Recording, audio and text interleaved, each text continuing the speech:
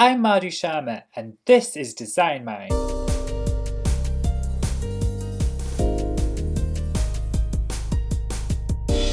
Every episode we teach your mind about design by analysing a website. We're back for a special episode of Design Mind. Normally in Design Mind, we deconstruct the very best design on the internet. In this episode, however, we are doing something different, as we are looking at the Entity Formatter module, which revolutionises Drupal front-end design. Entity Formatter is awesome for two reasons. It lets you print Drupal fields with your own markup instead of the Drupal default HTML. It also lets you theme without adhering to the Drupal hierarchy. If you've been theming Drupal websites for a while, you're probably used to Drupal's quirks, and so may not see how this is a game changer. If so, keep watching. In this screencast, we will first look at how to install the module. We'll then look at how Entity Formatter lets you print fields with custom markup, and also the benefits of not having a hierarchy. We'll then look at how the module streamlines image theming and views theming. Finally, we'll compare Entity Formatter to modules that allow control of the markup in the Drupal UI, such as Display Suite, Panels, Field Group, and Fences. Let's start by installing the module. Entity Formatter installs just like any other module, but there's an extra step. Once installed, you have to use one or more of the following drush commands. These commands basically find all your fields and create special PHP snippets that are stored in a module called Custom Entity Formatters. You have to enable this new module before you start theming. If you later add a new field to your site, you will have to rerun the drush commands. The Custom Entity Formatters module, however, can be left alone as it automatically updates. With the module enabled, let's move on to looking at the benefits.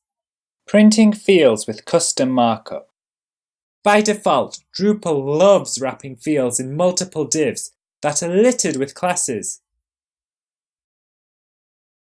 Here is a layout I made for a new site called the Blessings Journal, which is a subsection of Win at Life. The layout has chunks of content in groups and uses CSS techniques like floats and flexbox. For a magazine-style layout like this, Drupal's love of divs is a huge pain, as the unwanted div wrappers just get in the way of the CSS styles. You can of course use Drupal template files to render fields without markup. But the code isn't very neat. Doing it the correct way requires 3 lines of code. With Entity Formatter, you can render your fields with just a single snippet of code, allowing you to wrap it in whatever markup you want. Take this introduction field. If I want to use H3 tags, this is the only code I need. If the field is optional and I don't want the markup present when the field is empty, I can use this simple isDeltaValid function. Let's move on to the second benefit. Theme without hierarchy. Drupal pages are very hierarchical. At the top of the hierarchy level, we have the node. On the second level, we have fields. On the third level, we have subfields. An example of subfields would be this list. It is just a single text field. The content creator can click Add another item to add content to the list. These entries form the third level of the hierarchy. Ideally, I would like to display this list as a HTML UL element. In Drupal, overriding the markup to do this would require a separate template file for the field in addition to a template file for the node itself. With Entity Formatter, however, I can use a for-each command to do everything directly from the main node template file using this code. No need for any extra template files. Here's another example. On the Blessing Journal, these sections are created using the awesome Paragraph module, which lets you put fields inside other fields. This is a great way of creating a consistent node authoring experience for content creators, as they can ensure their content always follows a set pattern. The paragraph module is a good example of the problems with Drupal's hierarchical structure, as to theme these fields, I'll need separate template files for each paragraph. In some cases, I might even need extra files for the fields in the paragraphs. It's quite easy to end up drowning in a mass of template files. With Entity Formatter, however, there's none of this nonsense. Everything can be themed directly from the single node template file. Let's take this hierarchical concept further. On this page, each paragraph unit has its own title field. I want all these titles to be printed together in a separate area to create a navigation list for mobile users. That way, rather than having to scroll through a large page of content, mobile users can tap on the titles to access the section they want. Naturally, this navigation list has to be in the main node template file. Normally, doing this in Drupal would require a complex custom theming function. But in Entity Formatter, it's as simple as this chunk of code. No separate template files, no complex functions, just one chunk of code in the main node file that does exactly what I want. Now let's look at Entity Formatter's handling of images. The handling of images is simply superb.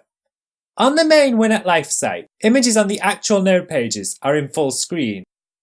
On the index pages, they use a thumbnail.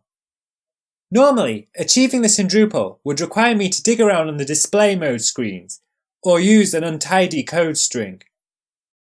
With Entity Formatter, you simply need to insert the name of the image cache preset you want to use. That's it. Commands such as Alt and Source give you more control over images, allowing you to print just the alt text, or just the image source URL. Entity Formatter even manages to improve the experience of Vue's theming. By default, you can't use Entity Formatter code snippets in a Vue's template. However, people often forget that every node in Drupal ships with several display modes, including teaser and default. Each one of these display modes has its own node TPL PHP file, which is created using the following naming format: node, the name of the content type, the name of the view mode, .tpl.php. You can use Entity Formatter code in these display mode template files. Once you've made a template for your view mode, go back to Views and change the display mode from Fields to Content, and then pick the view you want to use. This is so much easier than the normal practice of messing around with the field options in Views. You no longer need to add fields from the Views interface or worry about them being in the correct order. Instead, you can quickly insert snippets directly in the template files and insert the exact markup you want. If you need more view modes than the ones Drupal ships with, check out the Entity Views Modes module. Now let's compare Entity Formatter to other theming methods in Drupal. As we've seen, it's far better than the default template file system. But what about UI theming modules? In the past few years, we've seen the new trend of UI theming. Modules such as Panels, Display Suite, Fences, and Field Group let you control the markup directly from the Fields interface. I personally don't like this trend for a couple of reasons. Firstly, it bloats your Drupal database with HTML code. Secondly, if you're doing magazine-style layouts, it's not long before you have to switch between multiple screens to change the markup. Thirdly, it makes it harder to add other useful elements to your HTML, such as data attributes.